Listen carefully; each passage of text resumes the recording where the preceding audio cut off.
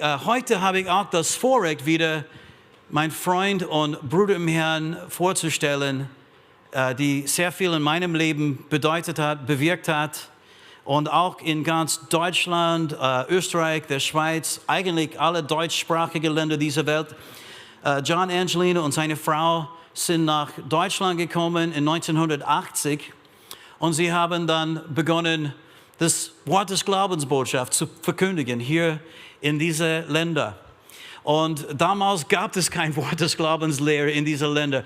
Was sie miteinander getan haben, als sie dann Gemeinde gegründet haben, Bibelschule gegründet haben, die Bücher von Kenneth Hagin und viele andere Autoren übersetzt haben, sie haben Deutschland für immer verändert. Und sie haben auch, weißt du, den ganzen deutschsprachigen Raum und die ganze deutschsprachige Kirche für immer verändert. Und zum Besseren kann ich auch sagen. Und deshalb sind wir so geehrt und so dankbar, dass wir Pastor John bei uns heute haben. Der ist auch ein großartiger Musiker, spielt Gitarre, dreht auf, spielt auch laut wie ich, Halleluja. Und ist auch ein super Liedermacher, hat viele Lieder geschrieben. Und wir haben auch einige von seinen CDs draußen bei unserer Bookshop-Kasse. Nehmt ein paar mit, weißt du, die sind es wirklich wert. Gesalbte Musik, auch Lowpreis vom Gospel Life Center. Ich glaube auch die erste Gemeinde, die begonnen hat, Lowpreis-CDs oder Lowpreis-Kassetten damals herauszubringen. Schallplatten sogar haben sie rausgebracht damals, ja.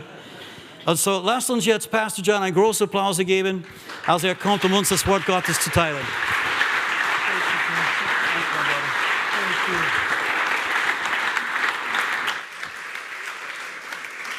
Vielen, vielen Dank, ihr Lieben. Ich freue mich, hier zu sein, wieder mit euch. Für mich, wir haben begonnen am Mittwochabend mit der Glaubenskonferenz. Und ich möchte von meiner Seite auch Danke sagen, dass ihr diese Konferenz ermöglicht haben. Ich denke, ich habe mehr mitgenommen, als was ich euch gegeben habe. Weil ich habe so viel Ermutigung und Impulse direkt von Gott empfangen, auch für mein Leben, für meinen Dienst und für das, was vor mir liegt. So nochmal vielen Dank für die Einladung, dass ich hier sein durfte. Ich war privilegiert, hier zu sein. Gott tut Großartiges hier, wisst ihr das? Ich weiß manchmal, man merkt es nicht, weil man nimmt das als selbstverständlich. Aber ich sage euch, einige von euch sind in das alles geboren, geistlich. Ich erinnere mich daran, mein erster Gottesdienst in Österreich war in jemands Keller. Ganz kleine Versammlung, das war 1984. Und wenn ich sehe, was in Österreich im Gange ist, wie Deutschland oder die Schweiz, erstaunlich. Yes. Aber hier ist, was noch erstaunlicher ist, was vor uns liegt. Was vor uns liegt. Weil wir leben in ganz besonderen Zeiten. Und das hat ein bisschen zu tun mit meinem Thema für heute Morgen. Ich habe einiges in den letzten Jahren eigentlich ruhen lassen. Ich habe gesehen, wie Gott eine neue Generation hervorbringt und ich dachte, ich kann mehr Zeit mit meinen Enkelkindern verbringen. Yes. Und dann ungefähr vor einem Jahr, Gott fing in mir etwas aufzuwühlen, etwas lebendig zu machen.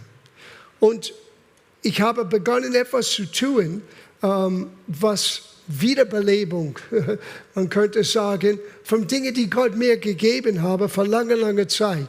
Soweit es ich weiß, vor 35 Jahren habe ich die erste Buch geschrieben und veröffentlicht über den christlichen Umgang mit Geld.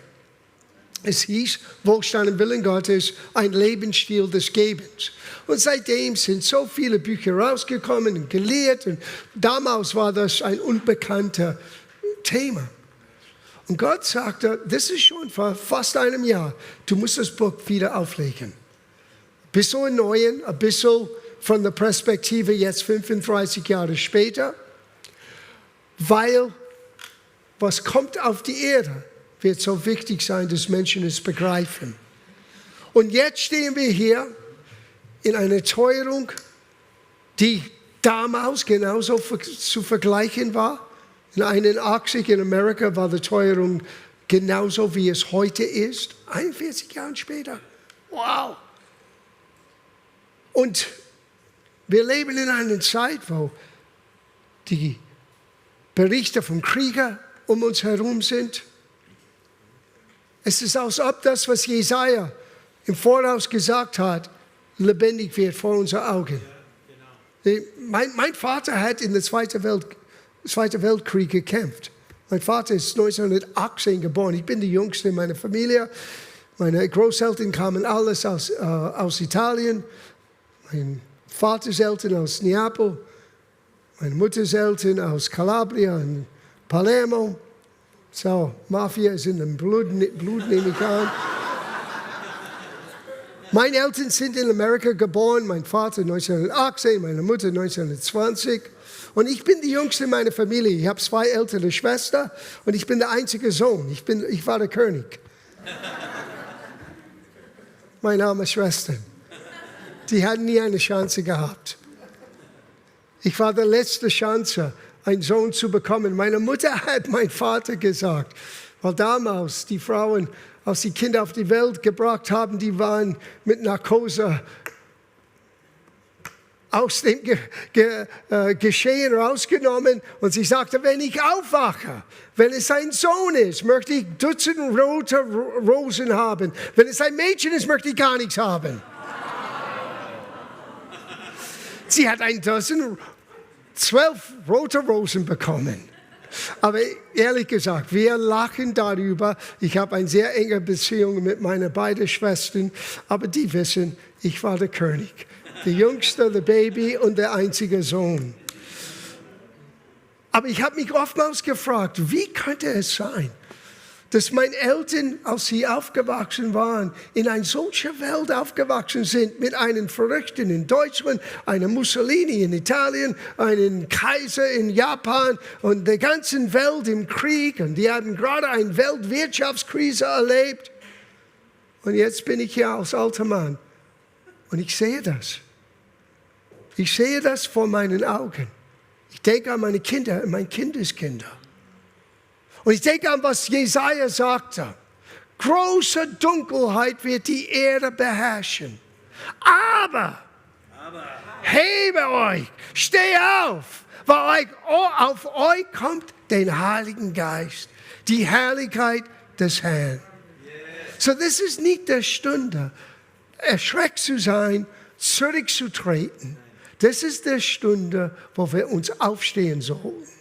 Und wissen, wir werden nicht nur siegreich durch das alles gehen, wir haben einen Auftrag zu erfüllen. Aber dieser Auftrag wird nur erfüllt sein mit Gottes Weisheit, mit Gottes Einsicht, mit Gottes Erkenntnis. Und auch in diesem Bereich, wie wird es sein, dass wir werden fähig sein, mitten in einer Teuerung, mitten in einer Welt, die so am Kämpfen ist miteinander. Ich habe vorgestern gelesen, gerade jetzt, wir hören nicht allzu viel, aber es tobt ein Krieg in Afrika. Gerade jetzt. Meine Güte. Was machen wir? Kriegen wir unsere Gemeinden und verstecken uns? No! Wir stehen auf. Wir sind bereit zu sehen, wie Gott ist in unserer Generation. Amen. So ich möchte 3 Schriftstellen lesen und dann steigen wir hinein in unser Thema. Die erste Sprüche, Kapitel 10, Vers 22. Der Segen des Herrn macht reich und eigene Mühe fügt ihm nichts bei. Der Segen des Herrn macht reich. 2. Korintherbrief, Kapitel 8, Vers 9. Ihr wisset ja, das sollten wir wissen schon, was unser Herr Jesus Christus in seiner Liebe für euch getan hat. Er war reich und wurde doch arm, um euch durch seine Armut reich zu machen. Da ist es nochmal. In den 5. Mose, Kapitel 8, Vers 18. Denn Gott ist es, der uns die Kraft gibt, solchen Reichtum zu erwerben. Aber dann kommt, damit er seinen Bund aufrecht erhält. Zu diesem letzten Punkt kommen wir ein bisschen später zurück. So, es ist offensichtlich, Gott möchte uns reich machen. Die Frage ist aber, was meint Gott mit reich? Ich gebe euch eine kleine Geschichte hier. Tatsächlich passiert. In 1923, vor 99 Jahren, fast 100 Jahren, trafen sich eine Gruppe von erfolgreichen Geschäftsleuten in einem Hotel in Chicago. Diese Persönlichkeiten waren reich und gemeinsam kontrollierten sie mehr Geld, als in der gesamten USA-Staatskasse war. Sie waren wahnsinnig reich. Aber dann kam ein paar Jahre später, 1929, der großen Weltwirtschaftskrise. Was ist danach passiert? Einer starb insolvent in Europa. Ein anderer wurde aus Gefängnis entlassen und starb mittellos. Ein anderer begann Selbstmord. Ein anderer wurde verrückt gegangen und landete in einer Anstalt. Ein anderer begab Selbstmord. Noch einer begab Selbstmord. Einer ging pleite und starb mit Schulden. Und der Letzte verbrachte alle seine Jahre im Gefängnis. So die Frage ist, was heißt reich? Was heißt reich? Sieh, die haben Reichtum erlebt in nur einem Bereich. Gott möchte dein Leben reich machen in jedem Bereich. Und es gibt ein Geheimnis, wie sein Reichtum zu uns kommen kann. Und bei mir hat das begonnen. Für diejenigen, die in der Konferenz waren, ich habe ein bisschen von meiner Geschichte euch erzählt, jeden Gottesdienst, ein bisschen mehr unterschiedliche Aspekten. Und ich glaube, es war Mittwochabend, ich habe euch erzählt, als Gott zu meinem Herz gesprochen hat, es war nicht mein Plan, nach Deutschland zu kommen. Ich war früher ein Rock'n'Roll-Musiker. Gott hat mich befreit von meinem Drogensucht und hat mich aus dieser verrückten Welt genommen. Meine Frau war Schauspielerin und wir haben uns kennengelernt am Telefon. Das ist eine andere Geschichte. Wir haben uns nur zweimal gesehen. Nach dem zweiten Mal, nach 2 Stunden, waren wir schon verlobt. Das ist der große Angst bei jedem Jugendpastor, wenn ich meine Geschichte erzähle. No. Aber es ist okay, wir sind schon 43 Jahre, mehr als 43 Jahre glücklich verheiratet. Und das ist okay. Und wir haben unser erstes Jahr zusammen in Amerika gelebt. Und dann kam dieses Unruhe in uns. Wir wussten nur, wir sollten nach Deutschland kommen. Wir wussten nicht warum. Meine Frau ist ein paar Wochen vor mir gereist und ich bin alleine zu Hause. Und Gott sagte, wann wirst du das durch deinen dicken Schädel bekommen? Du kommst nicht zurück. Ich habe etwas für dich zu tun. Und ich habe gleich dann alle meine Brücken hinter mir gebrannt. Ich habe meine Arbeit gekündigt, ich habe mein Haus abgegeben, ich habe meine Möbel in eine Lagerhalle gestellt, ich habe mein Auto verkauft für einen Amerikaner. Das heißt, ich komme nicht zurück. Und weil ich all das so schnell gemacht habe, am Ende hatte ich $50 in 2 Koffer. Dann komme ich nach Deutschland. Dank sei Gott für Schwiegereltern. Sonst haben wir das nicht überlebt. Und als ich wusste, ich sollte hier bleiben, ging ich ins Gebet. Ich war ganz alleine. Meine Frau hat gleich ein Engagement bekommen in einem Staatstheater in Kassel. Aber wir mussten jetzt Geld verdienen.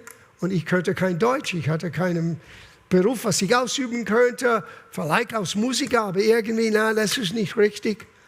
Und dann kam ein Gebet. Nach einigen Wochen, es war nicht in 5 Minuten, es war nach einigen Wochen Gott suchen. Manchmal, wir wollen alles so schnell haben und wir bleiben nicht dran. Ich bin im Gebet dran geblieben, weil ich wusste, es gibt etwas.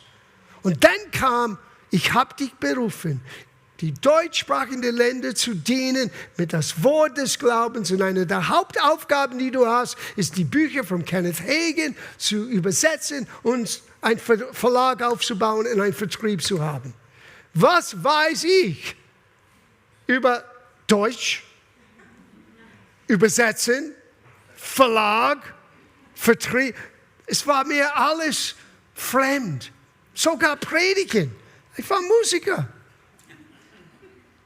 Und ich habe gleich Gott gesagt, dann gehe ich gleich in die Bibelschule. Er sagte, normalerweise ist das richtig, aber nicht für dich. Es ist ein anderer Aspekt von meinem Leben. Ich werde den Rahmen überspringen heute Morgen. Aber Gott hat etwas in mein Herz so bewirkt. Ich war so ein Student des Wortes nach meiner Bekehrung. Was so anders war von meinem natürlichen Sein. Aber ich habe alles gefressen, alles gelesen, mein Neues Testament immer wieder gelesen, vom Anfang bis zum Ende, immer das Neue. Irgendwie bin ich hingezogen, den Neuen Testament zu erkennen. Die Bücher von Kenneth Hagin hat mich so geholfen, weil es hat bestätigt, was ich mit Jesus erlebt habe. Es war nicht unbedingt etwas Neues, es war die Bestätigung und es war die Klarheit aus Gottes Wort. So ist das. Ich dachte, es war nur meine Erfahrung. Und wisst ihr, das ist eine der Dinge, die Gott mir gesagt hat, was ich tun muss. Menschen wie ich und Pastor Fred und Judy, die lange dabei sind, wir haben eine Aufgabe, weil diese Generation ist so inspiriert von Gott und das ist super. Aber ich sage euch, wenn die Inspiration ist nicht mit einem Fundament verbunden, mit Information, irgendwann geht die Inspiration aus. Das hat eine Menge Amens gefunden. Es gibt Zeiten, wo die Gänsehauten sind weg. Es gibt Zeiten, wo es gibt keinen Licht und keinen Livestream und du bist alleine. Und dann musst du wissen, wie du deine Inspiration ausleben kannst. Es braucht beides. Wir brauchen inspiriert zu sein, aber wir brauchen auch informiert zu sein. Und so als ich kam, ich sage euch ganz ehrlich, wir hatten keine finanziellen Mittel, all das zu tun, was wir tun sollten. Und ich war in einer persönlichen Krise. Weil ich habe immer gehört, wie wir heute Morgen gehört haben, bringe den Erstlingsgaben zu meinem Haus, ehre dem Herrn mit deinen Erstlingsgaben und so wird deine Scheune voll. Und ich habe meine Erstlingsgabe in meine Heimatgemeinde gebracht. Und dann 2 Tage später meine Mutter angerufen und habe gesagt, Mom, kann ich ein bisschen Geld ausleihen? Ich muss meine Stromrechnung zahlen. So war es. Und ich war verzweifelt, weil jetzt habe ich eine Aufgabe, einen Auftrag vom Herrn. Das ist so viel größer, als was ich je dachte. Und wie kann das möglich sein? Wie kann ich das zustande bringen? Oder besser gesagt, wie kann Gott durch mich das zustande bringen? Und ich ging zu Gott im Gebet und ich sagte, Gott, ich verstehe das nicht. Ich weiß, was dein Wort uns verheißen hat. Und ich tue es. Und es klappt nicht. Und Gott sagte, du hast keine Ahnung, was du machst. Er sagte, hör auf, weil was du tust, ist völlig falsch. Na, im Natürlichen, ich habe das Richtige gemacht. Aber das Problem lag in meinen eigenen Einsicht und Erkenntnis und Weisheit. Ich habe nicht begriffen, was das wirklich für Gott bedeutet und was es für mich bedeuten könnte. So lass uns das anschauen. Was heißt es wirklich, reich zu sein? Und wie beginnt das alles?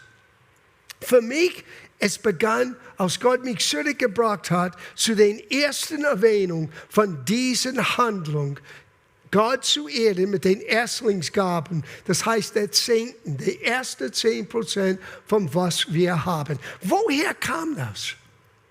Und Gott führte mich zu dieser Geschichte in 1. Mose Kapitel 14. Und das ist die Geschichte von Abraham, der Vater des Glaubens für uns alle, der Vorbild könnte man sagen, wie er das getan hat. Und was ich dort entdeckt habe, hat mein Leben verändert. Ganz ehrlich, was ich hier gesehen habe, was ich mit Gottes Hilfe gesehen habe, hat alles ermöglicht, was dann später zustande kam. Lass mich mit euch teilen, was ich gelernt habe. Erstens, es ist die erste Erwähnung von 3 Dingen. Eine hohe Priester, die symbolisch ist für Jesus. Es ist die erste Erwähnung von Gott in einen Namen, die Abraham bisher noch nie gehört hatte. Und es ist die erste Erwähnung vom Zehnten geben. Die erste 10%. Und theologisch gesehen es gibt ein theologisches Gesetz, es heißt das Gesetz der ersten Erwähnung. Wenn du etwas zum ersten Mal in Gottes Wort entdeckst, pass ganz genau auf, weil diese Aussagen werden ewige Wahrheiten enthalten, die durch das ganze Alten und Neuen Testament mit sich trägt. Und so dann habe ich begonnen, das wirklich anzuschauen. Es heißt in Vers 18, aber Melchisedek, der König von Salem, brachte Brot und Wein herbei. Now, Hebräerbrief Kapitel 7 sagt uns, er ist ein Typus für Christus. Er war nie Christus. Er ist ein Symbol für Christus. Und du merkst, er bringt mit ihm Brot und Wein. Now, wenn wir hören das, wir wissen ganz genau, was hier gemeint ist. Was Jesus am Kreuz für die Menschheit getan hat. So, lass das in deine Gedanken festhalten, wir kommen zurück dorthin. Und er war ein Priester Gottes, der Allerhöchsten. Und er segnete ihm, Abraham, und sprach, gesegnet sei Abraham vom Allerhöchsten Gott, dem Besitzer des Himmels und der Erde. Now in Hebräisch, dieser Begriff ist El Elyon, der Allerhöchste Gott, Besitzer von Himmel und Erde. Was hier hammermäßig ist, ist, dass Abraham hat zu jener Zeit dieses Wort El Elyon nie gehört. Zum ersten Mal, das ist die erste Erwähnung. Bis dahin war Elohim bekannt. Am Anfang schuf Elohim Himmel und Erde. Aber El Elyon, sieh, als Abraham wurde aus seiner Heimat berufen. Gott hat ihn berufen, aber welcher Gott? Ein Gott. In der Chaldees, glaube ich, sagt man das auf Deutsch, der Chaldees, wo Abraham lebte, war bekannt für Götzenbildung. Es waren viele Götze dort. Und ein Gott hat Abraham berufen. Und in seinem Lauf im Leben mit Gott, er lernt ihn kennen, mehr und mehr. Es war nicht der ganzen großen Offenbarung. Abraham hat so wenig verstanden. Ich meine, gleich am Anfang hat er missgebaut. Geh weg von deiner Familie und deiner Verwandten. Was tut er? Er nimmt sein Neffe Lot mit. Deswegen war das Problem aufgetaucht, was wir hier lesen. Sein Resultat von einem Kampf, was er gerade erlebte. So Abraham musste, it was called learning by doing. Und Gott hat erlaubt, dass wir das lesen können, damit wir noch schneller lernen, weil wir haben mehr zu tun. Und zum ersten Mal, hör, was Abraham hörte. Gott, der abstrakt war plötzlich klar. Gott ist der einzige Gott, der alles geschaffen hat, der mich berufen hat. Er ist der Allerhöchste, er ist El Elyon und er ist mein Gott. Und vergesse nicht, als Gott ihn berufen hat in Kapitel 12, er sagte, durch dich, ich werde dir einen Samen geben, einen Sohn geben und durch ihn wird alle Menschen gesegnet. Meine persönliche Meinung, das ist meine Meinung, aus Melchisedek brachte Brot und Wein. Abraham hat ein bisschen Einblick bekommen, was Gott meinte mit Segnen. Dass irgendwie Gott würde durch diesen besonderen Samen die ganze Welt retten. Versteht ihr, was in ihm explodierte? Weil jetzt wirst du verstehen, was wir jetzt lesen. Und gelobt sei Gott, sagte Melchisedek, der Allerhöchste, der deinen Feinde in deine Hand geliefert hat. Und Abraham gab dem Zehnten von allem. Sie am Anfang, ich habe das nicht verstanden. Was hat ihn so bewegt? Es war die Offenbarung, wer Gott ist und was Gott für sein Leben vorbereitet hat. Und aus dieser Offenbarung wurde dann geboren in ihm, ich muss Gott beweisen, dass ich ihm ehre. Und er hat ihm den 10. Teil gegeben. Das war kein Befehl Gottes. Es war keine Pflichterfüllung. Sieh, ich bin zu meiner Gemeinde gegangen und habe meine Schulden bezahlt. Ich habe das nicht so krass gesagt, aber innerlich, das ist, was mein Verständnis sagte. Es ist meine Pflicht, ich muss das tun. Die sagen mir, ich muss das tun, ich tue das. Ich habe es gelesen in der Bibel, ich tue das. Aber mein Herz, wegen einem Mangel an Erkenntnis, war so weit weg von was Segen geben eigentlich bedeutet. Ich wollte mein Segen geben, damit ich gesegnet werde. Und dann habe ich gemerkt, wait a minute, ich ehre Gott mit meinem Segen, weil ich der Gesegnete bin. Amen. Das ist ein total anderer Aspekt. Sie Menschen gehen manchmal durch religiöse Handlungen. Und dann werden sie frustriert sein und verlieren ihre Zuversicht, weil es klappt nicht. Statt zu Gott zu sagen, Herr, du machst keine Fehler. Was mache ich jetzt, gerade jetzt? Ich wusste, das Problem lag nicht bei Gott, es lag bei mir. Und er war gnädig.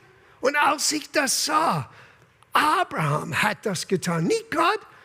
Gott hat ihm nicht gesagt, hey, jetzt musst du etwas tun, was mir gefällt. Abraham hat das ausgedacht. Irgendwie in ihm war das so lebendig. Und er setzte etwas im Gange. Du siehst das zweite Mal, wo es erwähnt ist, mit seinem Enkelsohn, Jakob. Jakob war ein Mogler. Jakob war immer einer, der selbstsüchtig war und suchte seine eigenen Vorteile. Und dann kam Gott. Und er hat eine Begegnung mit Gott erlebt. Und in dieser Begegnung, er hat einen Traum gesehen, einen Traum erlebt. Und in diesem Traum, Gott redete mit ihm und sagte, Jakob, ich werde dich segnen, ich werde dich beschützen, ich werde dich sicher nach Hause bringen. Als Jakob wach geworden war, du kannst es lesen, es ist in 1. Mose Kapitel 28. Er sagte, wenn Gott all das für mich tut und wenn Gott so ist, dann wird er mein Gott sein. Und plötzlich, er nannte den Ort Bethel, Haus Gottes, weil Gott offensichtlich wohnt hier.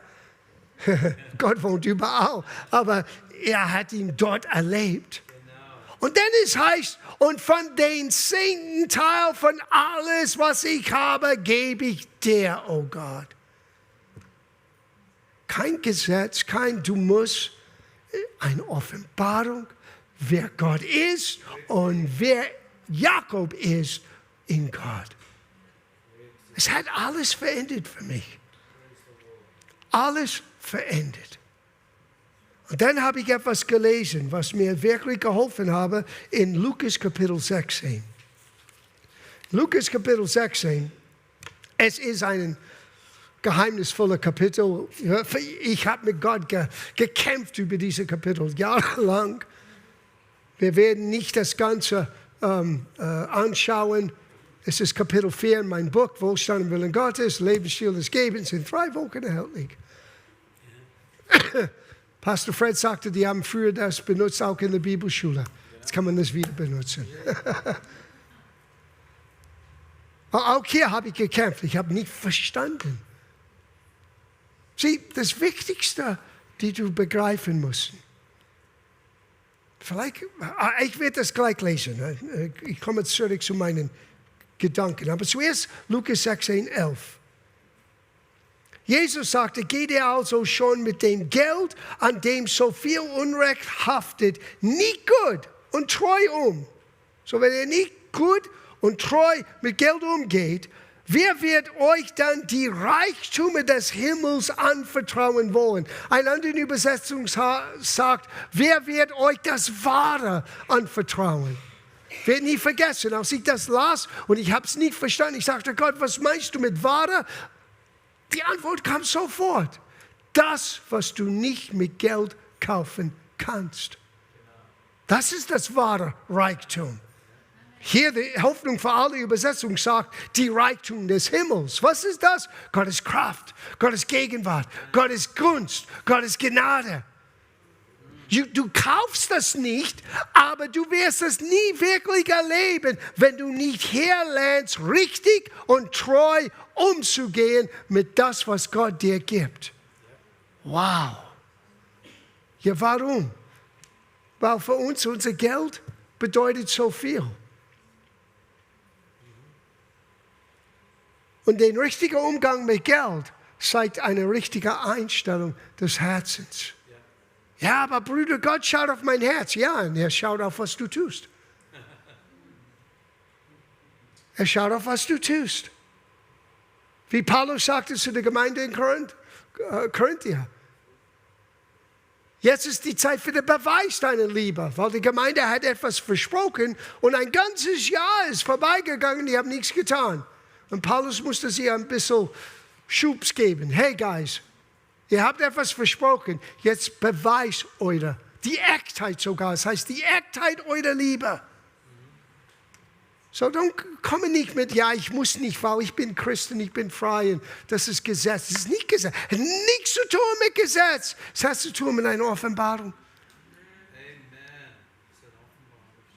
Und es gibt eine wahre Reichtum, die so viel mehr als Geld ist. Und du wirst es nie erfahren, bis du lernst, mit dem Reichtum dieser Welt richtig und treu umzugehen. Und du wirst es nie erleben, wenn es nur aus Zwang oder aus einem Schuldgefühl. Ich denke, ich habe allermeist aus Schuldgefühl, ich irgendwie wusste, es ist korrekt, aber ich habe nicht begriffen, why is it correct? Und aus das Licht von Gottes Wort kam. Darf ich euch zeigen, was Gottes Wort in uns bewirkt? Das ist in Sprüche. In Sprüche Kapitel 3.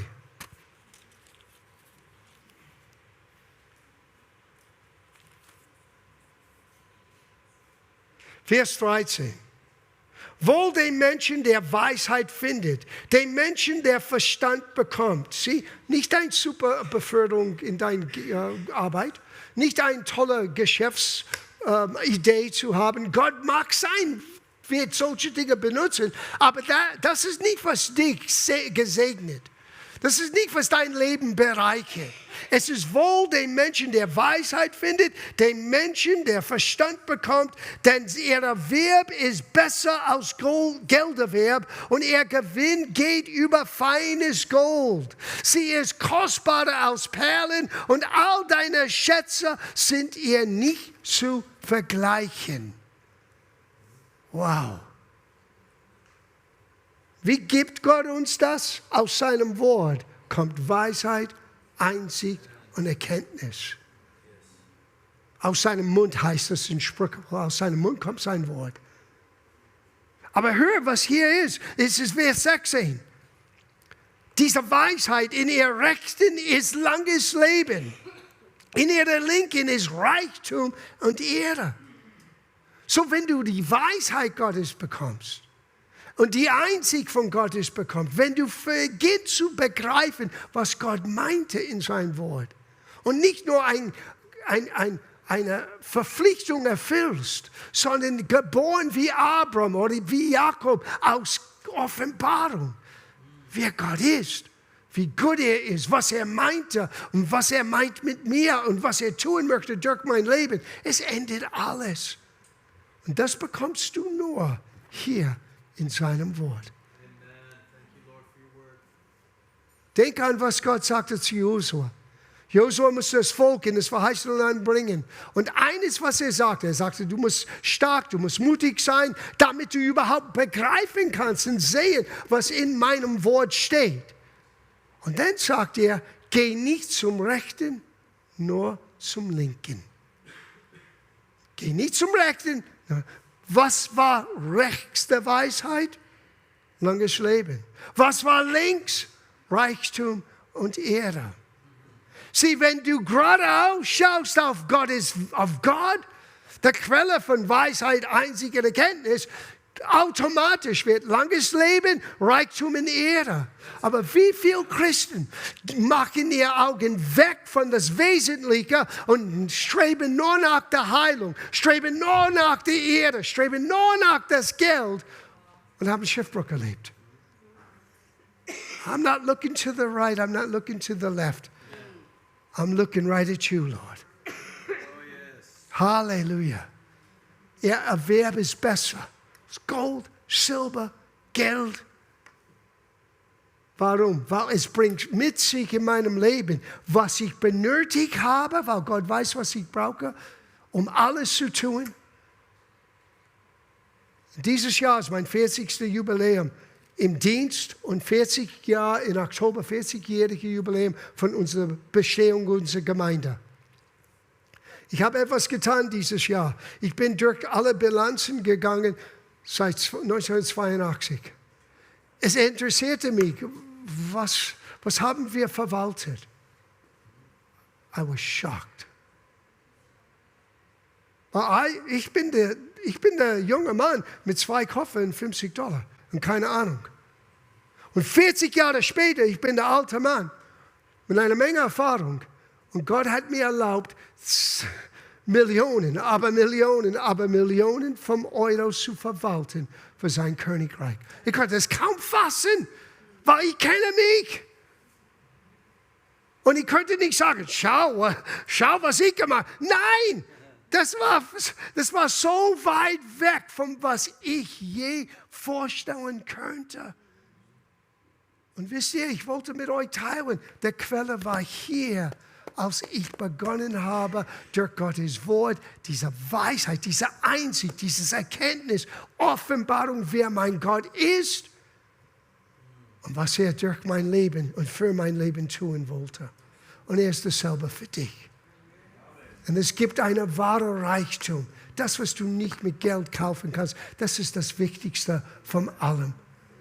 Psalm 112 beschreibt das Leben von einem Gerechten. Und das ist du, das bist du, das bin ich. Wenn Jesus Christus dein Herr ist, Gottes Wort sagt, du bist die Gerechtigkeit Gottes in Person. Du könntest nicht gerechter sein vor Gott heute Morgen, als wenn du sterbst und vor Gott stehst. Weil es ist nicht deine Werken, es ist nicht dein Tun, es ist das kostbare Blut Christi, die er für uns ausgegossen hat, als er starb am Kreuz, stellvertretend für uns. Und dieses Blut reinigt uns und macht aus uns Kinder Gottes. Für alle, die an ihm glaubten, hat er denen den Vollmacht gegeben, das Recht gegeben, Kinder Gottes genannt zu werden. Und in dieser Beschreibung von einem Gerechten, es heißt Wohlstand und Fülle. Eine andere Übersetzung sagt Ehre. Wohlstand, Fülle und Ehre ist in seinem Haus. Und was interessant ist, in der hebräischen Sprache, das Wort Wohlstand bedeutet Silber, Gold und das Wahre, was du nicht mit Geld kaufen kannst. Du kannst in deinem Zuhause einen Ort haben, wo die Kinder und die Eltern einander mögen. Du kannst erleben Gottes Frieden. Wenn ich nach Hause komme, wir haben unsere Herausforderungen genauso wie ihr alle. Vielleicht ein bisschen mehr als einige. Wir haben gerade jetzt, meine Schwiegermutter lebt bei uns und seit der Anfang Corona hat sie Dementia bekommen. Und es wird immer schlimmer und schlimmer und schlimmer. Und Gott hilft uns und hat uns jemanden gegeben, der uns mithilft. Aber das ändert nicht die Tatsache, dass wir reich sind. Dass wir eine Freude in unser Haus immer noch haben. Es ändert nicht die Tatsache, dass mein Enkelsohn mich jeden Tag anruft und sagt, Grandpa, kann ich vorbeikommen? Weil er wohnt noch 3 Häuser weiter. Das war der Reichtum. Dass Gott die Verletzungen heilen kann. Dass Gott die Missverständnisse irgendwie in Klarheit ausbadet. Es sind viele Dinge im Leben, die so viel wichtiger sind als Geld. Aber geh zurück zu was Jesus sagte. Wenn du nicht lernst, richtig und ehrlich umzugehen mit Geld, wirst du nicht den wahren Reichtum erleben. Das hat nicht der Pastor gesagt, das hat Jesus gesagt. Und der richtige Umgang ist zu verstehen, wozu und warum Ich möchte abschließen mit dieser Zitat. Das ist Martin Luther. Es sind 3 Bekehrungen notwendig. Die Bekehrung des Herzens, die Bekehrung des Denkens, wir würden sagen die Erneuerung deines Sinnes und die Bekehrung der Geldbörse oder dein Portemonnaie. Das hat Martin Luther gesagt. Es war genauso Wahrheit damals, Beginn der Reformation, als es 500 Jahre später ist für uns. Und das Letzte, unser Lebensunterhalt wird von dem bestimmt, was wir verdienen. Unser Lebensinhalt wird von dem bestimmt, was wir geben. Wow. Wow.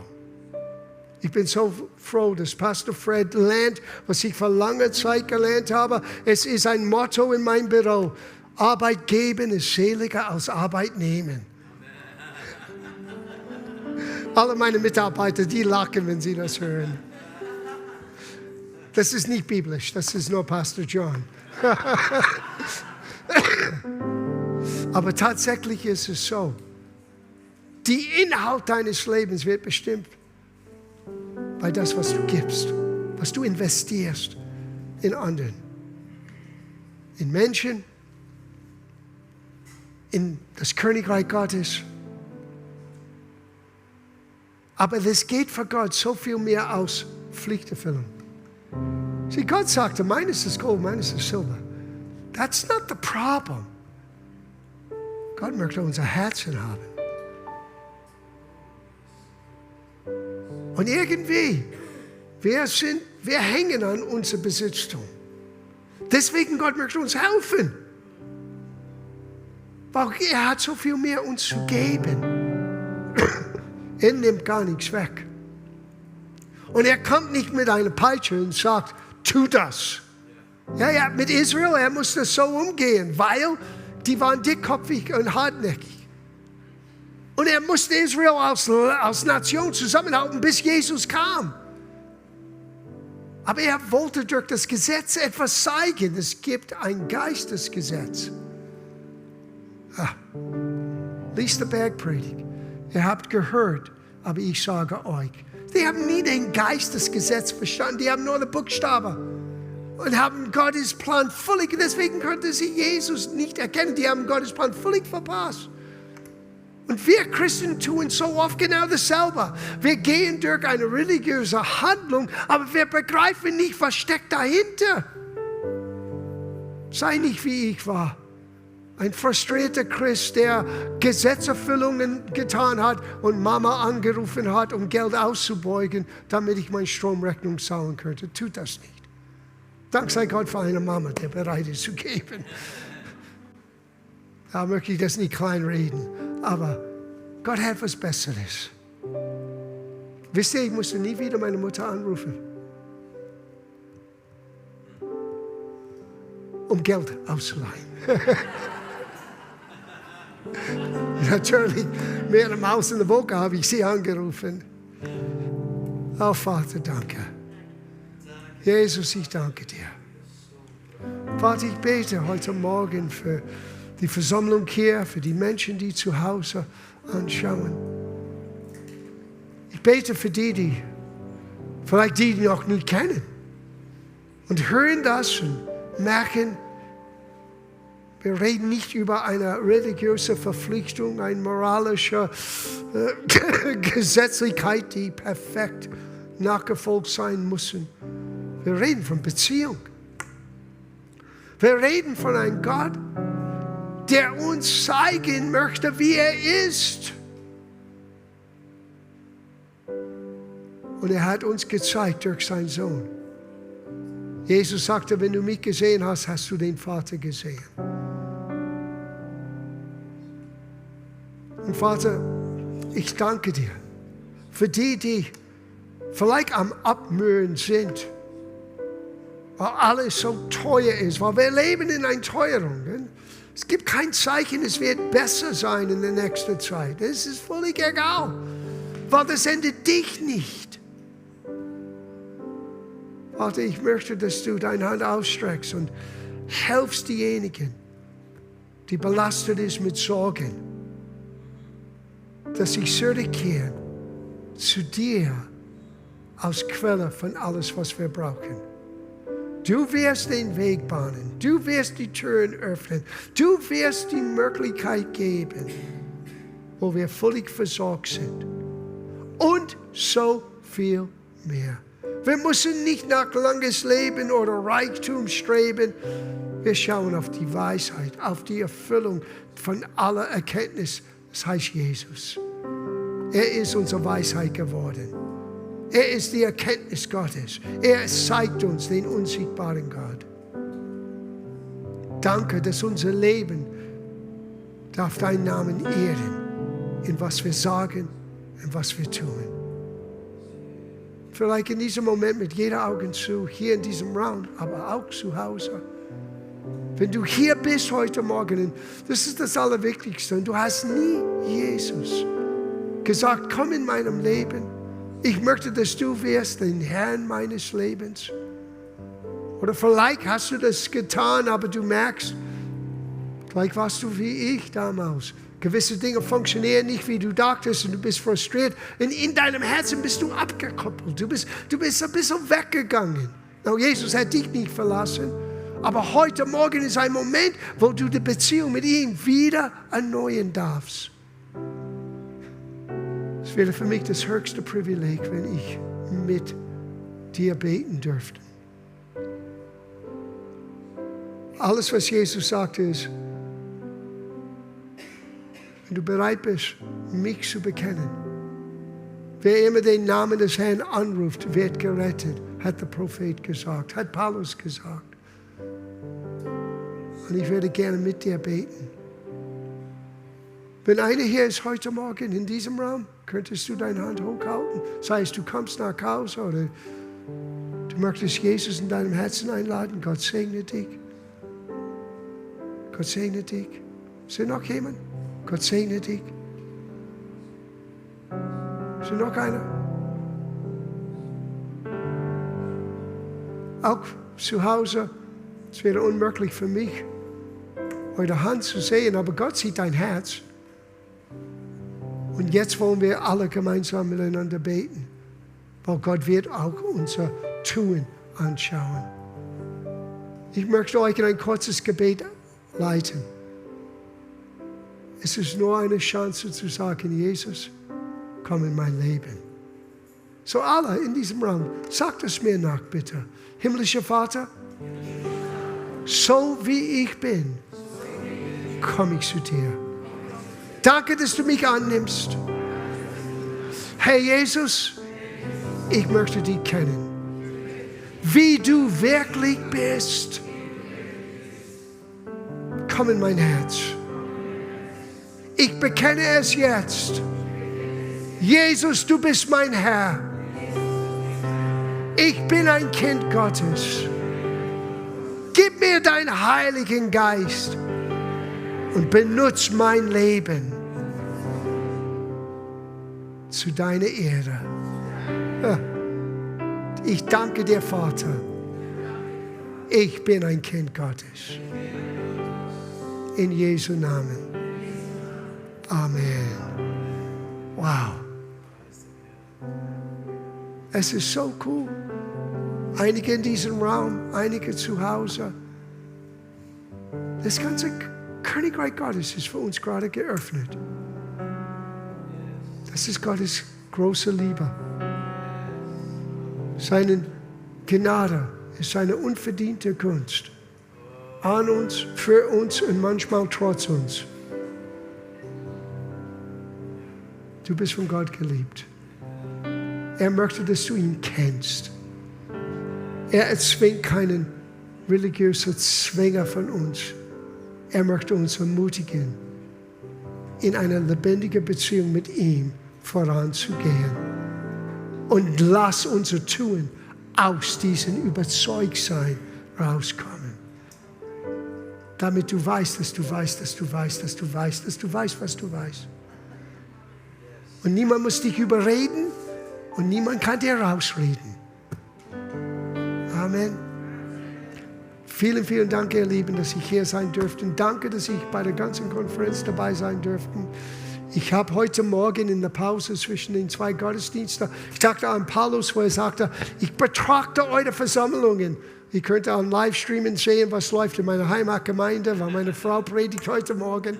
So, ich denke, Paulus hat nicht Livestreaming, aber es war schön zu sehen, dass auch dort die Menschen haben Gott gepriesen und waren bereit, das Wort zu hören, wie hier. Danke, dass ich hier sein durfte. Gott segne euch.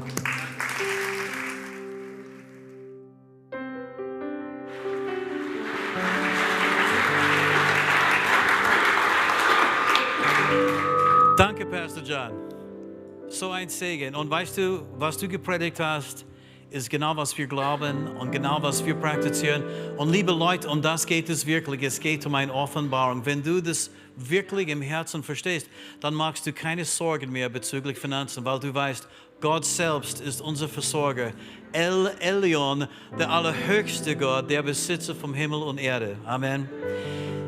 Pastor John, bitte ein ganz lieber Gruß an Mirjana von uns alle bringen und auch an die ganze Gemeinde und Stefan und ja, die ganze Familie dort, ja? Preis dem Herrn. Vergesse nicht, Pastor John hat auch CDs draußen, nimmt einige mit, die werden ein großes Segen sein für dich und deine Familie. Stehen wir miteinander auf.